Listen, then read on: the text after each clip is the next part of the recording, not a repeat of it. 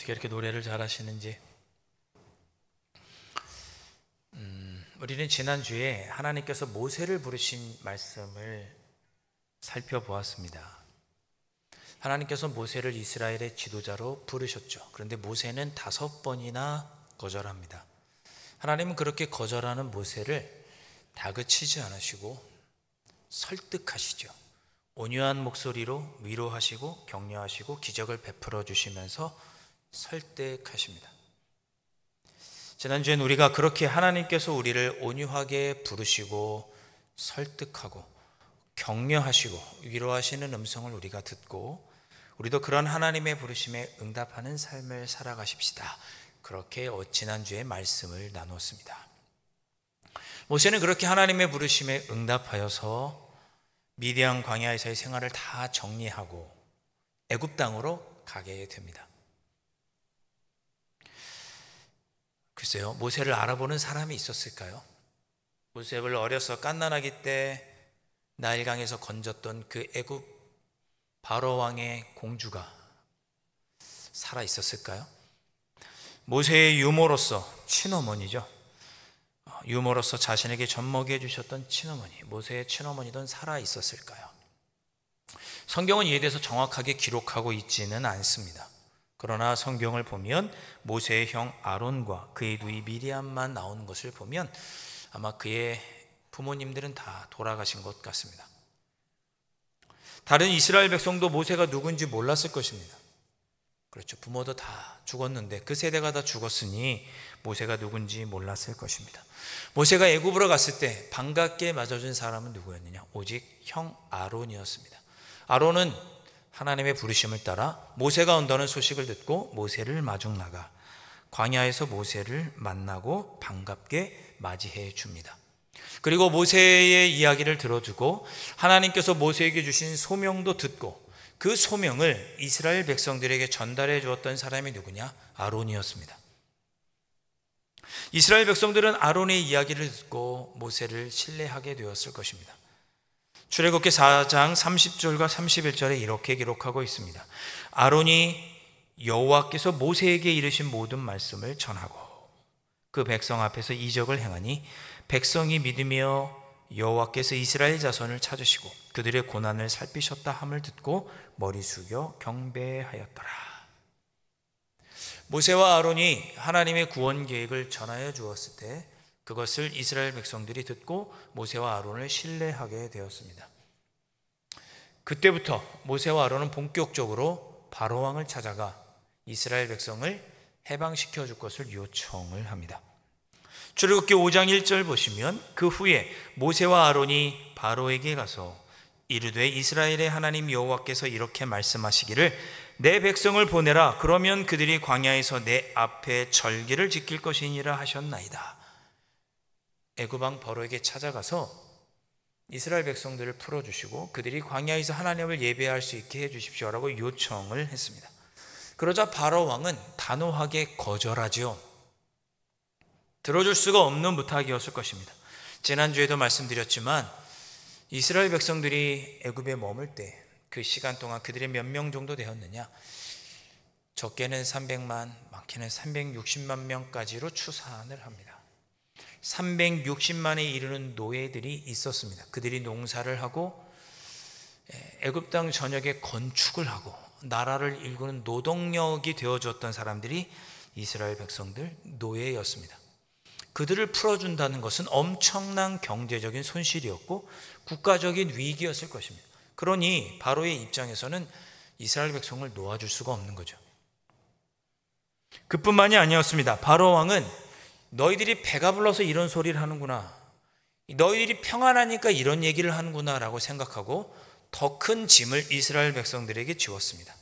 너희들이 벽돌을 만들 때 그 벽돌 안에 지푸라기를 집어넣는데 그 지푸라기는 지금까지 우리가 제공을 했지만 이제는 너희가 직접 지푸라기를 채취해서 지푸라기를 주워다가 벽돌을 굽고 그것으로 건축하도록 명령을 합니다. 그러나 그 숫자가 이전과 달라서는 안 된다. 지푸라기도 너희들이 직접 구하고 벽돌 굽는 숫자도 너희들 늘 똑같아야 한다라고 더 엄하고 힘들게 이스라엘 백성들을 힘들게 고된 일을 하도록 그렇게 했습니다. 바로 왕의 마음이 더 완악해진 거죠. 이스라엘 백성은 더 힘들고 어렵게 되었습니다. 그러자 하나님께서 본격적으로 이스라엘 백성들을 도와주기 시작하십니다. 잘 아는 것처럼 10가지 재앙을 애굽 땅에 하나님께서 내리게 됩니다. 첫 번째 재앙은 뭐였습니까? 출애굽기 7장 17절과 18절에 이렇게 기록합니다. 여호와가 이같이 이르노니 내가 이로 말미암아 나를 여호와인 줄 알리라. 볼지어다 내가 내 손의 지팡이로 나일강을 치면 그것이 피로 변하고 나일강의 고기가 죽고 그 물에서는 악취가 나리니 애굽 사람들이 그 강물 마시기를 싫어하리라 하라. 첫 번째 재앙은 나일강이 피로 변화되는 그런 재앙이었습니다. 오늘 기록 방금 읽어드린 말씀대로 하면 물을 마실 수가 없었습니다. 왜? 물이 다 피로 변했으니까. 여기 앞에 세곡천 있지 않습니까? 그 피로 변했다고 생각해 보세요. 탄천이 다 피로 변했다고 생각해 보세요. 얼마나 징그럽습니까? 보기에만 혐오스러운 것이 아니고 악취가 나서 마실 수도 없습니다. 씻을 수도 없습니다. 더구나 나일강의 모든 고기가 죽었다고 했으니 이 나일강은 애굽 땅의 생명의 상징이었거든요. 하나님께서 애굽의 생명의 상징인 나일강을 치신 것입니다. 악취가 나니 그 몸을 씻고 그들이 신전에 가서 제사들을 드릴 수도 없었고 그들은 너무나 힘들고 어려운 고통 속에 있을 수밖에 없었습니다. 그런데 그럼에도 불구하고 바로 왕은 마음을 돌이키지 않습니다. 그래서 하나님께서 두 번째 재앙을 내리게 되시죠. 두 번째 재앙은 개구리 재앙이었습니다. 나일강에서 개구리가 올라왔습니다. 수백 마리, 수천 마리, 수백만 마리가 올라왔을 것입니다. 출애굽기 8장 3절과 4절에 이렇게 기록하고 있습니다. 개구리가 나일강에서 무수히 생기고 올라와서 내 궁과 내 침실과 내 침상 위와 내 신하의 집과 내 백성과 내 화덕과 내 떡 반죽 그릇에 들어갈 것이며 개구리가 너와 내 백성과 내 모든 신하에게 기어 오르리라 하셨다 하라. 여러분 상상해 보세요. 여러분 집에 딱 들어갔는데 개구리가 딱 앉아서 개골개골 거리고 있는 거죠. 자려고 누웠는데 어떻게 돼요? 개구리가 여러분 얼굴에 막 붙고, 밥솥을 열었더니 개구리가 들어가 있고, 목욕탕 문 열었더니 개구리가 들어가서 수영하고 있고, 그런 상황이 되는 거죠. 수백만 마리의 개구리 떼가 온 애굽 땅을 덮었다고 기록하고 있습니다. 온 애굽 땅을 덮을 정도면 수백만 마리 정도도 더 많았을 것입니다. 결국 이 두 번째 재앙 때문에, 두 번째 재앙부터 바로 왕은 마음을 꺾게 됩니다. 모세와 아론을 불러서 하나님께 너희들을 풀어줄 테니 이 재앙이 없도록 하나님께 기도해다오 라고 이야기를 합니다. 너희들 풀어주겠다. 너희들 가서 하나님께 예배드려라. 내가 너희를 풀어주겠다. 해방시켜주겠다라고 이야기를 합니다. 모세와 아론이 하나님께 기도했더니 개구리 그때가 다 나일강으로 돌아가게 됩니다. 다시는 나일강에서 나오지 않았다라고 성경은 기록합니다. 그렇게 하나님께서 개구리들을 없이 해주자 바로왕이 어떻게 돼요? 마음이 또 바뀌게 됩니다. 이스라엘 백성들 풀어주기에 아까운 거죠. 그래서 다시 이스라엘 백성들 놓아주지 않습니다. 하나님은 다시 세 번째 재앙을 내리게 되죠. 이것이 계속 반복이 됩니다. 계속 반복이 돼요. 세 번째 재앙은 온몸에 이 아시죠? 머리에 있던 그 이 재앙을 내리시고, 네 번째는 파리 재앙, 다섯 번째는 악질 전염병 재앙과, 여섯 번째 재앙은 독한 종기 재앙, 일곱 번째 재앙은 우박 재앙, 여덟 번째 재앙은 메뚜기 재앙, 아홉 번째 재앙은 흑암 재앙, 열 번째 재앙은 오늘 우리가 읽었던 것처럼 애굽의 장자들, 처음 난 사람의 처음 난 자녀들, 심지어 동물의 첫 번째 새끼들도 죽는 재앙을 하나님께서 내리셨습니다. 이 열 번째 재앙으로 인해 결국 바로가 마음을 돌이키게 되고 이스라엘 백성들이 출애굽하게 되는 거죠. 애굽을 나가 자유자로 살아갈 수 있게 됩니다. 오늘 본문 29절에 이렇게 기록하고 있습니다. 밤중에 여호와께서 애굽 땅에서 모든 처음 난 것, 곧 왕 위에 앉은 바로의 장자로부터 옥에 갇힌 사람의 장자까지와 가축의 처음 난 것을 다 치심해. 30절, 죽임을 당하지 않은 집은 하나도 없었다라고 30절에 기록하고 있습니다. 애굽 온 땅에 슬픔이 가득하게 되었습니다. 그렇죠. 모든 사람의 가정에 다 이런 일이 있었습니다. 결국 이 10번째 재앙으로 말미암아 바로는 이스라엘 백성들을 풀어주게 되고, 이스라엘 백성들은 자유자가 되어서 애굽을 나서게 되고 하나님을 자유롭게 예배할 수 있는 그런 자유자가 되었습니다. 이스라엘 백성들은 자유와 해방을 이 10번째 재앙을 통해서 경험하게 됩니다. 37절 말씀에 따르면 장정만 60만 가량이다 그랬습니다. 20세에서 60세 사이의 남자만 60만 명, 남녀노소 다 합치면 300만에서 360만까지 이르는 숫자인 거죠. 38절을 보면 거기다가 양과 소를 몰아서 출애굽을 했다고 기록하고 있습니다. 한번 상상해 보시죠. 360만 명이 되는 사람과 온갖 잡족들, 동물들 다 데리고 애굽 땅을 나서는 모습을 상상해 보시죠. 아주 장관이었을 것입니다. 40절에는 애굽에 거주한 지 430년이었다고 기록하고 있습니다. 하나의 민족이 하나님에 의해 구원받은 그런 경험을 민족적으로 한 민족이 동시에 경험한 것이 바로 이 유월절 사건입니다. 그렇게 하나님께서 재앙을 내리셔서 그들이 애굽 땅에 나가게 된 것을 기념하는 절기가 유월절이었습니다. 글쎄, 우리나라로 치면 광복절과 좀 비슷할까요? 오랜 노예 생활로부터 자유함을 얻은 날, 하나님께서 자유롭게 해주시고 마음껏 예배할 수 있게 된 날, 그날이 바로 유월절입니다. 얼마나 기쁘고 감사한 날입니까? 그런데 사실 이 유월절은 단순히 노예에서 자유롭게 된 것만을 기념하는 절기는 아니었습니다. 다시 한번 이스라엘 백성들이 출애굽하게 된 과정을 처음부터 다시 한번 상기해 보면 이렇습니다. 10가지 재앙이 있었습니다. 10가지 재앙이 있었어요. 그런데 이 재앙을 저는 돌이켜 보니 그 모든 한 재앙 한 재앙이 하나님께서 이스라엘 백성들을 구원하시기 위한 과정이었다는 것을 생각해 보게 됩니다. 즉, 하나님께서 완악한 마음을 갖고 있던 애굽 왕 바로와 싸우셨던 영적 전쟁이 한 가지 한 가지 재앙이었던 것입니다. 그러니까 돌이켜보면 하나님께서 10번째 유월절에만 허락 그뿐만이 아니라 첫 번째 재앙부터 9번째 재앙까지 모두 하나님께서 이스라엘 백성들을 구원하고 그들을 살려내시기 위해서 악한 바로 왕과 싸우셨던 영적 전쟁이 10가지 재앙이었던 것입니다.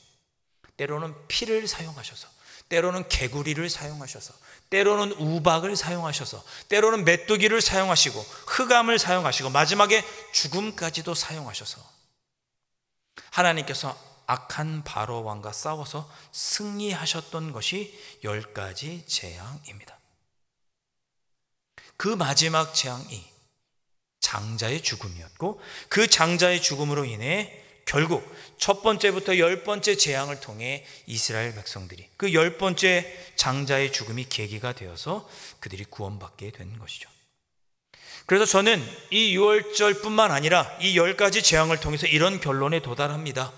하나님은 하나님의 백성들을 구원하시기 위하여 지금도 싸우고 계시는구나. 하나님께서 우리를 구원하시기 위해 싸우고 계시는구나.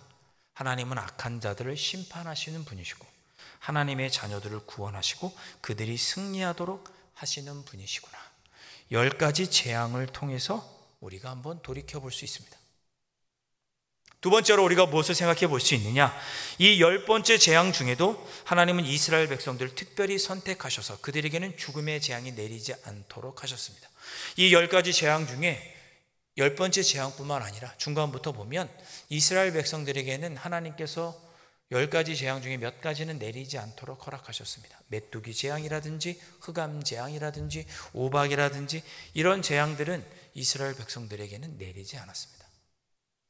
하나님은 하나님이 선택한 백성들에게 특별한 은혜를 더하여 주셔서 그들이 피할 길을 알려주신 것입니다. 특별히 이 10번째 재앙은 어린 양을 잡아서 그 피를 문설주와 임방에 바르면 천사들이 내려와서 애굽에 처음 난 사람들을 다 죽이려고 할 때 그 피 흔적을 보고 그 집이 아닌 다음 집으로 이렇게 넘어갔습니다. 그렇게 넘어갔다는 뜻이 유월절이라고 하는 단어의 의미입니다. 넘어가다.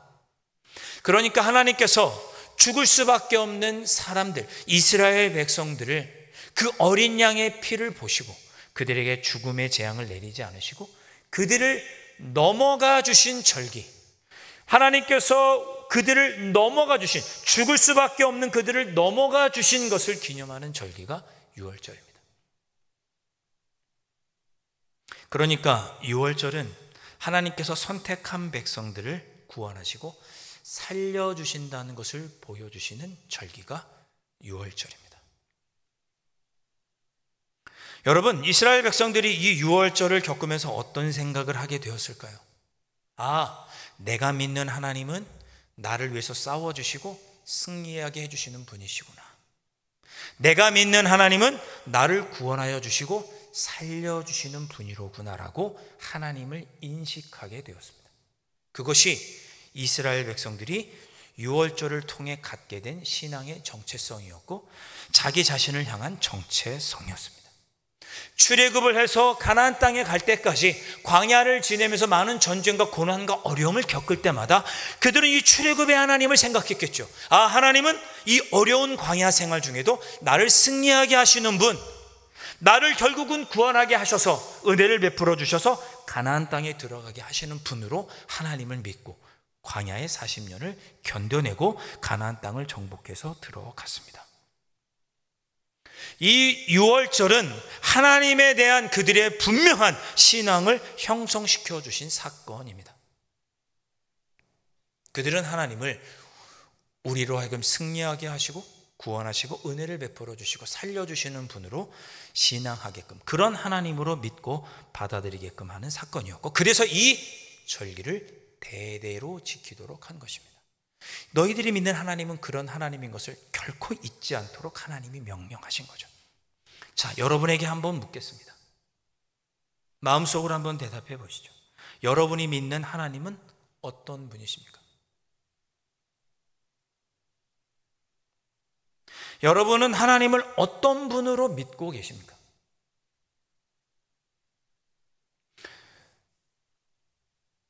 신약의 관점에서 보면 이 유월절 어린 양, 그 피를 흘린 어린 양은 예수 그리스도의 십자가 사건을 예표합니다. 예수님도 언제 돌아가셨어요? 유월절 어린 양으로 유월절에 돌아가셨죠. 예수님의 그 십자가에 죽으시고 부활하신 사건은 유월절 어린 양을 예표하는 사건입니다. 그러니 신약의 관점에서 보면 그 십자가에 달려 돌아가 죽으시고 부활하신 예수님을 기념하는 것이 곧 유월절을 지키는 것이 신약의 관점입니다. 여러분, 예배가 무엇일까요? 예배는 신학적으로 풀면 예수 그리스도의 죽으시고 부활하신 예수님의 사건을 날마다 매 기억하는 행위가 예배입니다. 저와 여러분은 오늘 예배 드리러 왔습니다. 이 예배 동안에 우리가 무엇을 해야 되느냐? 예수 그리스도의 십자가의 죽으심과 부활을 우리가 다시 한번 회상하는 것이 예배입니다. 지금 여러분이 그걸 하셔야 되는 거죠. 나 같은 죄인을 위하여 죽으시고 부활하신 예수님, 그리하여 나를 구원하시고 나를 죄와 사망의 권세로부터 승리하게 하신 예수님, 그 예수님을 기념하고 회상하는 행위가 예배입니다. 그렇다면 이 예배는 영적으로 유월절인 것이죠. 이스라엘 백성이 유월절을 통해 승리하게 하시고 나를 구원하시고 살려주신 하나님을 기억하였다면 우리는 이 예배를 통해서, 영적인 유월절인 이 예배를 통해서 우리를 십자가에 달려 돌아가 죽으시고 부활하심으로 승리를 주시고 구원하신 예수님을 우리의 마음에 담아야 하는 거죠.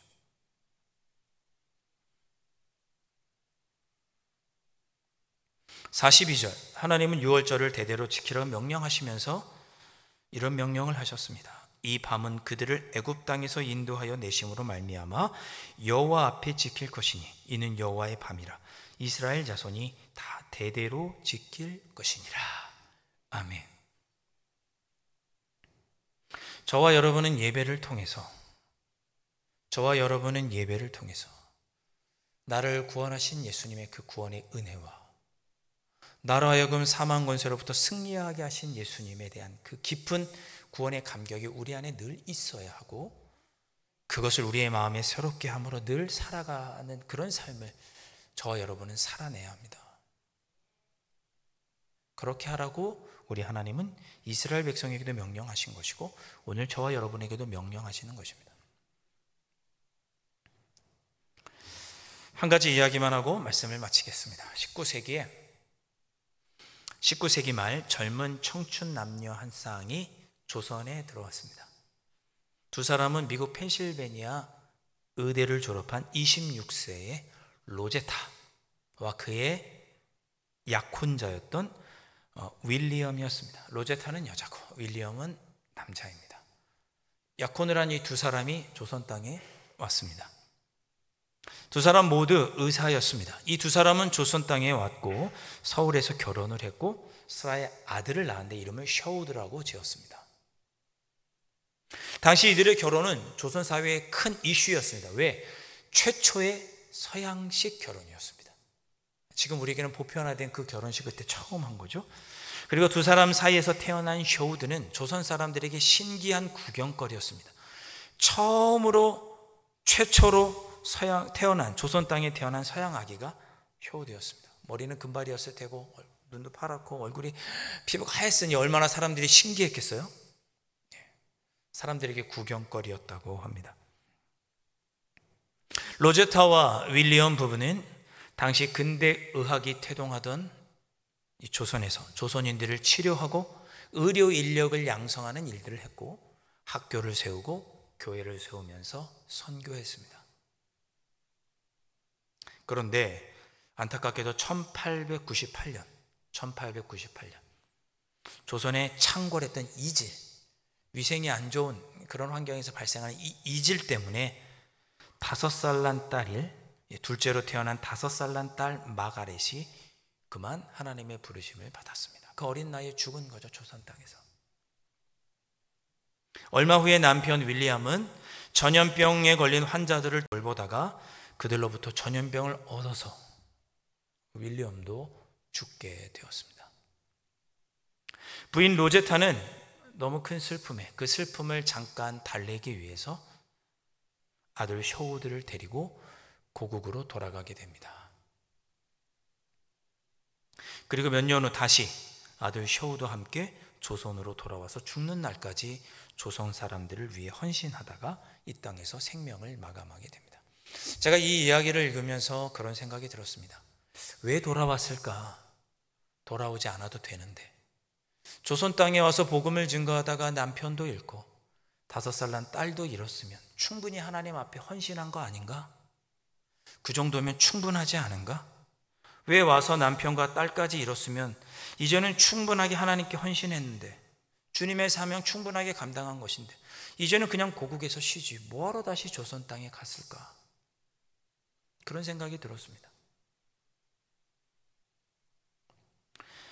로제타와 그의 아들 셔우드가 다시 조선 땅에 들어왔을 때 같이 동행했던 사람들 중에 박에스더라는 여인이 있었습니다. 박에스더는 로제타 남편 윌리엄이 조선에서 살 때 두 사람을 돌봐주던 가난한 일꾼의 딸이었습니다. 로제타는 미국으로 들어갈 때 이 박에스더를 데리고 미국으로 들어갑니다. 그리고 거기서 의학 공부를 시킵니다. 처음에 박에스더는 손에 피를 묻히면서 수술하는 모습을 보고 거부감을 가졌지만 맹장 수술 후에 환자가 깨끗하게 낫는 걸 보고 내가 조선 땅에 들어가서 사람을 살리는 의술을 행하리라 마음을 먹고 두려움을 버리고 다른 사람의 생명을 구할 희망을 갖고 소명을 갖고 의학을 공부하게 됩니다. 박 에스더는 미국에서의 의학 공부를 마치고 로제타와 그의 아들 셔우드와 함께 조선으로 돌아와서 결핵 환자들을 돌보기 시작했습니다. 박 에스더는 조선 최초의 여자 의사가 되었습니다. 그러나 그녀도 몸을 아끼지 않고 결핵 환자들을 돌보았고 결국 그녀도 결핵에 걸려서 사랑하는 사람들이 곁을 떠나게 되었습니다. 그 모습을 누가 지켜보았느냐? 로제타의 아들 셔우드가 지켜보았습니다. 셔우드는 충격을 받았습니다. 자신이 돌보았던 환자들과 같은 병으로 사망한 아버지 윌리엄 그리고 박 에스더, 어떻게 저렇게까지 할 수 있을까? 아버지와 박 에스더를 보면서 충격을 받았습니다. 그리고 나는 어떻게 살아야 할까 생각했습니다.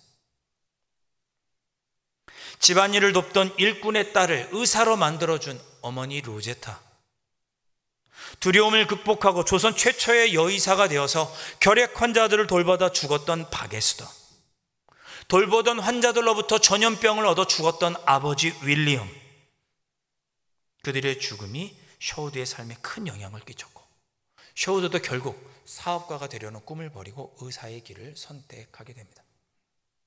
후에 이 셔우드는 일제에 의해서 조선에서 쫓겨나게 됩니다. 서양 사람들이 조선 땅에 있는 것이 부담이 되었던 일제는 그들을 다 추방시켰습니다. 당시에 셔우드는 추방되어서 캐나다에 살다가 거기서 생을 마감하게 되는데 평생 조선을 잊지 않았습니다. 1991년 98세의 나이로 셔우드는 하나님의 곁으로 갔고 그는 죽을 때 유언을 남깁니다. 내가 죽거든 나의 아버지, 나의 어머니, 나의 동생이 묻혀있는 조선 땅에 묻어다오. 그는 98세에 죽어서 조선 한국에 들어와 서울 양화진 외국인 묘지에 사랑하는 가족들에게 묻혔습니다. 그리고 몇 달 후 그의 아내도 양화진 셔우드 옆에 묻혔습니다. 제가 이 이야기를 접하면서 마음에 다시 한번 이런 생각을 해보게 됩니다. 이렇게 살아가는 것이 구원의 감격을 누리는 사람의 삶인가? 구원의 감격이란 얼마나 대단한 것인가? 셔우드와 그의 부모가 살았던 그런 삶, 이러한 삶을 살아가도록 우리의 삶에 영향을 주는 것이 구원의 기쁨이며 복음의 기쁨인가? 이런 기쁨, 이런 감격이 있다면 삶의 어떤 문제도 우리는 이겨낼 수 있지 않을까? 저와 여러분 마음속에 갖고 있는 구원의 감격이라는 것은 이런 능력이 있는 것이 아닐까라는 생각을 해보게 되었습니다. 나는 누구를 믿고 있으며 어떤 구원의 감격을 누리고 있는가를 생각해 보게 됩니다. 이스라엘 백성들이 그 광야에서, 그 애굽 땅에서 나를 승리하게 하시고 나를 구원시켜 주시고 살려주셨던 하나님의 그에 대한 그 믿음을 가지고 광야를 건너고 가나안 땅에 들어가 지금까지 있는 것처럼 저와 여러분의 마음속에도 그 유월절을 예표해 주신 예수 그리스도로 말미암아 구원의 경험을 저희도 했다면 우리의 삶의 어려움과 고난이 다가올 때 그 구원의 그 감격이 우리에게 영향을 미쳐서 우리도 그런 삶의 어려움들을 이겨내고 넘어져도 다시 일어나게 할 수 있어야 하는 것 아닌가? 라는 생각을 해보게 됩니다. 저와 여러분 마음속에 있는 구원에 대한 확신이란 무엇입니까? 여러분이 갖고 있는 구원의 확신이란 무엇입니까?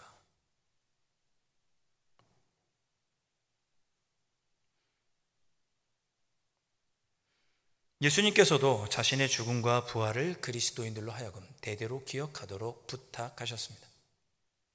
저와 여러분이 이 예배를 드릴 때마다 우리를 위해서 죽으시고 부활하시고 승리하신 하나님에 대한 그 우리 주님에 대한 구원의 감격으로 가득해서 비록 우리의 삶에 예상치 못했던 장애물들이 찾아올 때 그 구원의 감격으로 비록 우리가 넘어진다 할지라도 다시 일어서는, 넘어져도 다시 일어서는 그런 우리가 되기를 간절히 소망해 봅니다. 저와 여러분은 이런 구원의 감격을 누린 정체성을 갖고 있습니다. 그래서 그리스도인입니다. 그리스도인이라는 호칭이 부끄럽지 않게 여러분의 삶 속에서 구원의 감격으로 살아가시고 그 구원의 감격이 여러분을 다시 일으켜 세우고 회복시키고 승리하게 하고 여러분을 살리는 그런 놀라운 은혜를 체험하며 살아가시는 여러분들이 되실 수 있기를 주님의 이름으로 축복합니다. 기도하겠습니다.